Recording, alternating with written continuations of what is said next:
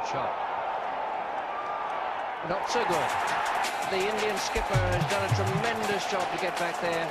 Marvellous running catch. Lords, the afternoon of the 25th of June, 1983. And Richards has gone for 33. Indian captain Kapil Dev catches out the great West Indian batsman, Viv Richards. I wouldn't say it was a difficult catch, but it was very important catch for Indian history. And that's out. Yes, it's all over this time. This catch leads India to win the World Cup, a high point in a country whose cricketing history has always mirrored India's emergence as a nation. Cricket in India is the national sport, revered by those who trust in the virtues of the noble game. Cricket is associated with uprightness, honesty, integrity, and straightforwardness. In India, there is veneration for the slow rhythms of Test cricket, where patient batting and probing spin bowling perfectly reflect one part of the Indian psyche. The brain has always taken precedence over brawn in India. Spin bowlers of that era actually prided themselves in thinking a player out rather than knocking him over. But after victory at Lord's in 1983, something quite different about India was revealed.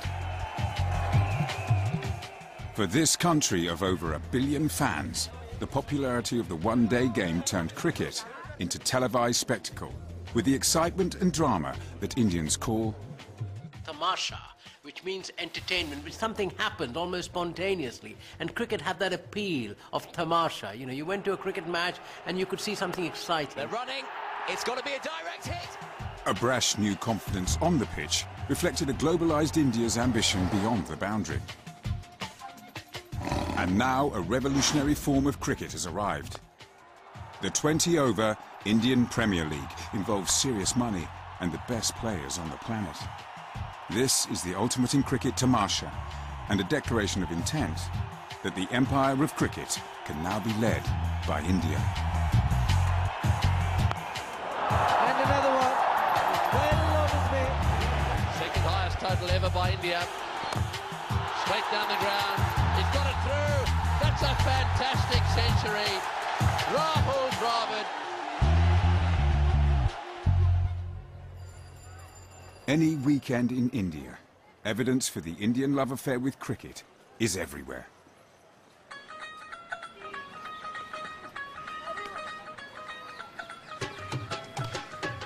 Boys play in front of the Grand Mosque in Old Delhi. In Mumbai, a group of off-duty waiters compete under the gaze of Indian captain Mahendra Singh Dhoni. And in nearby side streets that Indians call the Gully, cricket full of tamasha takes place.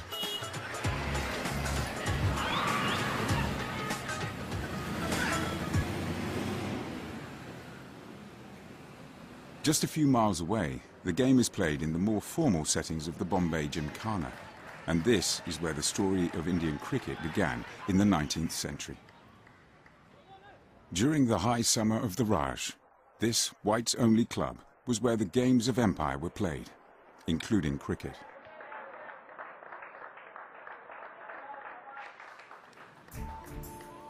Here, on the same piece of land, the first group of Indians picked up bat and ball in emulation of the British.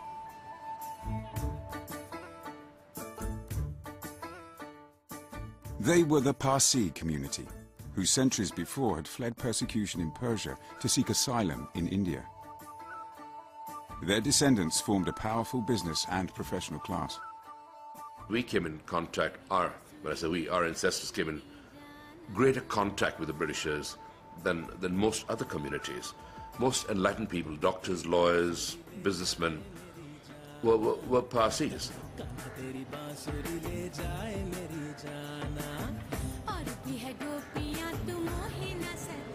Soon others, Hindus and Muslims not wishing to be left behind, also took up cricket. Denied space to play in central Bombay, land was found on the seafront for each community to play, and these gymkhanas still stand today. They were set up in imitation of the British. They were set up, if you like, in mutual rivalry, and they were set up next to each other, with each club looking out at the other, making sure that the other community and the other club did not sort of get too much of an advantage over them. And that suited the British, because it just showed that there was an essential disunity in India. There was no such thing as India. India was really different communities and different castes. But out of the rivalry between communities came competitive cricket. By 1912, an annual tournament between Parsis, Hindus, Muslims and Europeans was taking place in Bombay. The Quadrangular. The tournament lasted for going up to 15 days. So it was a sort of a 15 days carnival. People took off from office and it was sort of holiday spirit for all.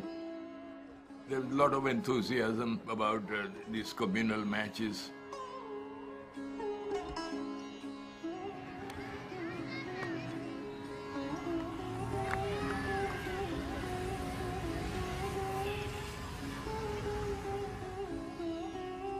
Outside of Bombay, cricket was spread by the patronage of the Hindu and Muslim princes of India. The Maharajas and Nawabs promoted cricket by building grounds and running their own teams. I think a lot of the Rajas and Maharajas took it up to remain close to the British. Some of them actually became better than many British players, of course, and it was the sponsorship of the Rajas and Maharajas pre-independence which kept it going and gave it the importance and the encouragement to keep it not only going but to expand it to a great extent. And once the Maharajas did it, then of course the people also followed it. The first star of Indian cricket was employed by the Maharaja of Holkar. This was Colonel C.K. Naidu. Naidu made his reputation in 1926, playing for the Hindus against the MCC at the Bombay Gymkhana.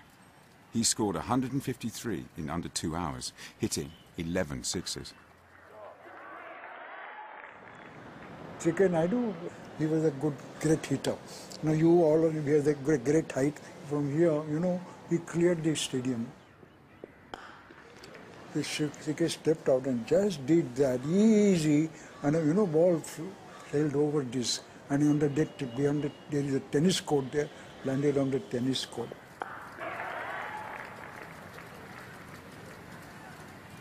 This innings also had a political meaning.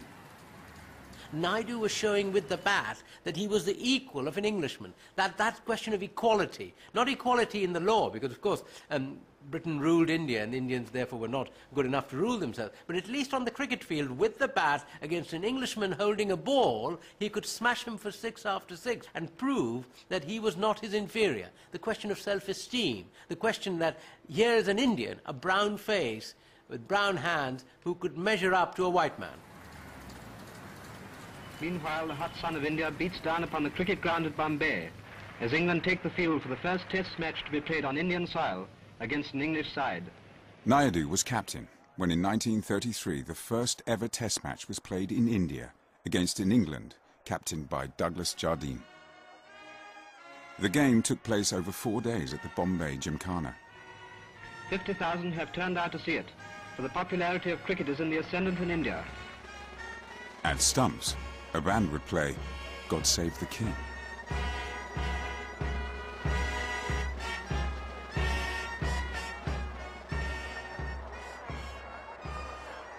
Though India lost by 9 wickets, one young cricket fan in the ground was thrilled by a knock of 118 runs by Indian batsman Lala Amarnath.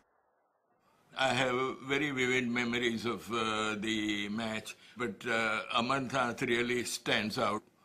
He scored a brilliant 118. He became the first Indian to score 100 in Test cricket.